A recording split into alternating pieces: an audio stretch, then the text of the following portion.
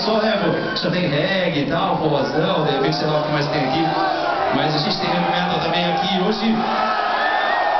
Tem muito metal!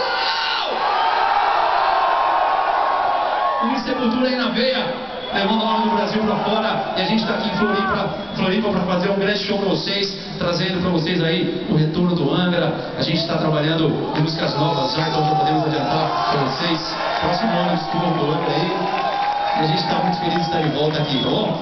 Então galera, vamos seguir o show. A gente vai fazer uma música do disco Holy Land. E essa música a gente nunca tocou, né? Então vai ser especial tocar aqui pra vocês pela primeira vez. E ela se chama Silence and Distance, right?